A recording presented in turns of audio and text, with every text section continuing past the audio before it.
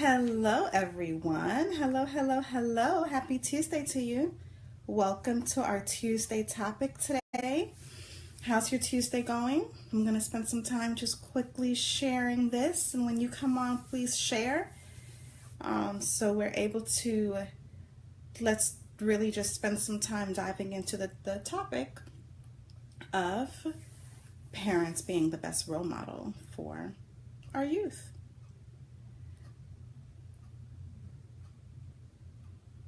So sharing now, when you come on, let me know that you're there.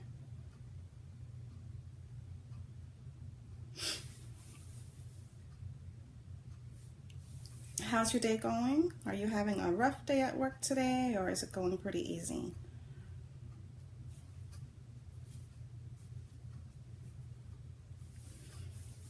I'm giving you a couple minutes to jump on. We have our Tuesday topics every Tuesday at 2 o'clock. So I am excited to dive into this topic with you today, because how many times have you heard or have you shown, do as I say, not as I do, right? Many times we want our children to do the right thing, but are we really being the best example for them?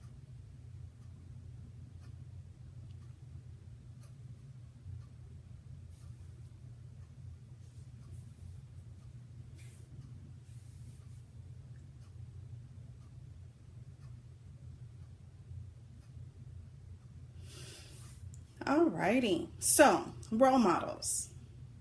Who were your role models growing up? Did you look up to your parents? Or did you look up to idols on TV? Were there anyone in particular that you really just enjoyed anytime you saw them? For myself, I really enjoyed Jada Pinkett. Role models, I don't know if I'll say it as a role model, but people that I enjoyed were Jada Pinkett and Gabrielle Union. So I really normally enjoy what their craft. So now when it comes to us as parents, are we making sure that everything that we're doing, that we are being the best role model? So I'm just jumping on so I'm able to see any comments that you do. So we're able to communicate as you're here. So as you come on, please say hello so I know that you are here with me. And let's jump into this topic. Parents, role models. To start, my name is Shante Thompson. I am a licensed mental health counselor. I am also your divorce mindfulness coach and your reset coach. And I am a certified family mediator for the Florida Supreme Courts. So today we're going to jump in and talk about parents as role models. Many times we normally hear, do as I say, not as I do, and we want to make sure that we are being intentional, because children are watching us and they are subconsciously taking note of how we are interacting with others, how we are treating them, how we are treating our friends and our coworkers, what we're watching, everything. They're taking note, and we need to make sure that everything that we're doing is helping them to be their best selves. So let's look at different ways that we can be intentional with being the best example possible for our children. The first note that I really wanted to talk about today was respect. Are we giving our children the respect, or are we demanding that they respect us? Yes, respect must be earned, right? But in many cultures, children are supposed to do exactly what they're told to do, no matter what, without any thought for anything else. And respect is not as much looked at within certain cultures. So even if that's not a part of your culture or your actions teaching your children respect, different ways that you can incorporate respect to teach your children by example is, first time, being an active listener. Making sure that you are giving your child the undivided attention when they have a story or a concern or anything that they're trying to share with you. Give them that undivided attention. Help them to know that you're listening. So be an active listener. Also, consider their feelings and their perspectives and their viewpoints. Don't be so quick to give your own opinions. Take some time to understand theirs. Also, let's make sure that we are showing manners. Be polite.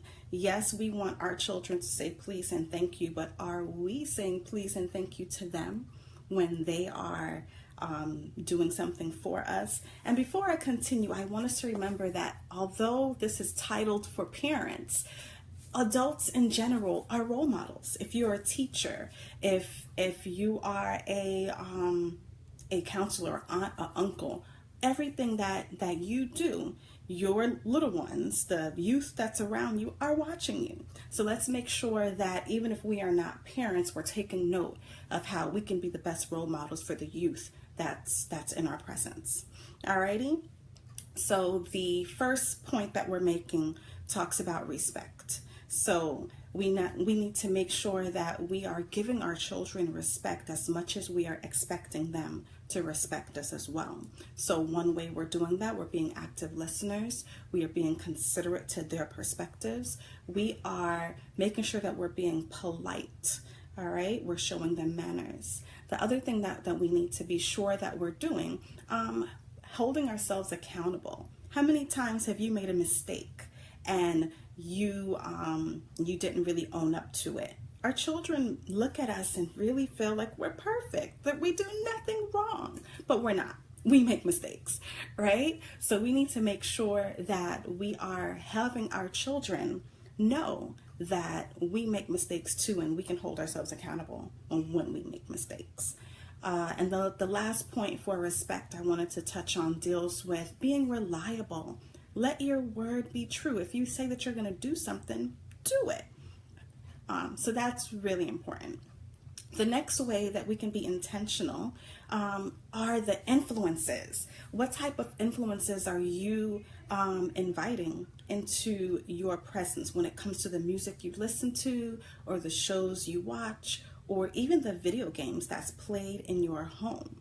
The content, the lyrics, the insinuations that takes place from each of these things really it helps to shape our behavior and what we are more tolerable to. So we have to be careful that whatever we are inviting into our space, especially in front of our children, that it's something that we are setting a good example for our children. And then we also must remember that when it comes to processing, we process differently based on our maturity levels. So if you are going to watch certain things or listen to certain musics that might be a little bit risque, make sure that we are processing with our children so they are able to truly know and decipher what's appropriate and what's inappropriate. Okay? So that is the second way that we are going to intentionally be great examples for our children. The third way that we can be great examples for our children are with our finances. How many times do we look at our children and we really want to teach them when it comes to money or finances? Or how many times have you really said, my children just don't really understand the value of money, or they're not being very grateful for what they're receiving? But have you taken the time to really sit down and talk with them about savings, about investments, about spending, about the value of money, and how it's important that money does not grow on trees? I know I say that to my children all the time. Money does not grow on trees. So we need to make sure that we are cognizant of how we're spending our money, what we're spending our money on, and how are you investing to make sure that you have for later. From second grade, children start to learn about counting money. So if they're learning from that young of how to count money, then it's important for us to start to teach them the value of money and how to make sure that they're putting some money aside and how to spend money and not to spend everything as soon as they receive it. So we must lead by example, and we must make sure that we're spending time teaching our children these things as well. The fourth way that we can be intentional when it comes to being wonderful examples for our children deals with self-love. Are you doing some self-care? Are you spending some time taking care of yourself? Or do your children see you work? Are you constantly working and that's all your children see you do? If that might be the case for you, type in the comments, work, work, work. Because many times we live to work. And is that the way that we really should be? I mean, that's not the way that we want it to be. So we need to be careful that we are spending some time in self-love, self-care, doing some things that we really enjoy. I challenge you, go home and ask your children today, what do they see mommy and daddy do? Like, what do they see that mommy and daddy really enjoys? Are they able to tell you what you really, really love doing and what you enjoy? Are you spending time doing exercise or eating healthy or doing some different things that brings you joy? Or are they going to say something that they see you do often, but it's probably not something that you really enjoy? Or are they going to basically say that you go to work? That's all they see you do. So make sure that you're teaching your children that it's important to do some self-care, some self-love. Because if this is the cycle that they're seeing, that this is what they're going to become. And that's not what we want for our children. Alrighty, and then the last point, but definitely not the least, self-control. How many times have you been guilty of driving and someone cuts you off? Were you able to bite your tongue and not be impulsive with a reaction?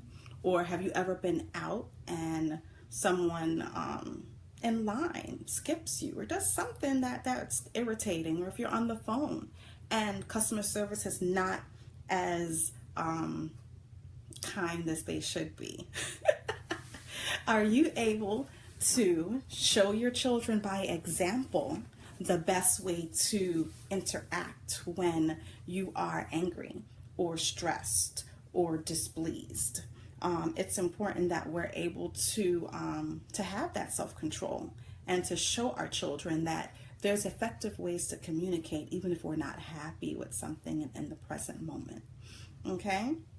So I really want you to be mindful that you're not losing your temper. You are having some self-control.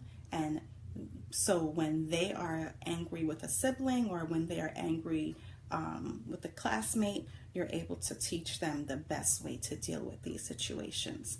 So to recap, we really just discussed 5 different ways that we can be more intentional when it comes to being great examples for our children. If any of these you see might be a challenge, or if you have any other challenges that I did not touch on, please write it in the comments so we can discuss that, because it's important that we put it out in the open as far as what are some of the challenges that it comes. And if you don't have children but you have nieces or nephews or people or children that you interact with on a regular basis, are you finding that there's certain behaviors that you might do that you feel might be something that's a wonderful example? Share that with us. Or if it's something that you might see or you see others or yourself that it might be a struggle and it's something that we can definitely touch on today, put that in the comments. But I want you to definitely make sure that you are being intentional when it comes to respect. I know many times when kids come home and they want to tell you all about their day and they're mentioning this friend and that friend, and you're busy. Your mind is everywhere with your day, but make sure that you're giving your children the undivided attention that they need, that they need to be able to, in the office, let me see, okay, that they need to be able to be great examples. Alrighty, so you need to be active with your listening, be considerate, be polite, and be accountable. Make sure that you are showing them that you're not perfect and you're able to fess up when you make a mistake and let them see that you're learning, because we live and we learn. So make sure that your children are seeing that you're learning from your own mistakes. Okay, and then we are making sure that we are keeping track with our finances, and we're teaching our children that money does not grow on trees. We are showing them by example of how to save, how to do investments, how to spend and know the value of money. We are doing some self-care and some self-control, and we're being very mindful when it comes to the influences that we allow in our lives, because children are soaking up everything that they are learning.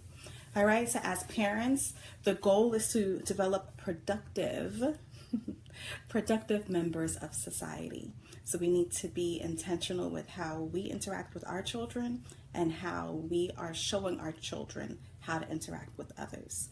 Alrighty, so thank you so much for joining for the Tuesday topic. I'll see you again next week for our Tuesday topic, and let's be intentional. Okay, take care, and I'll see you next week. Bye.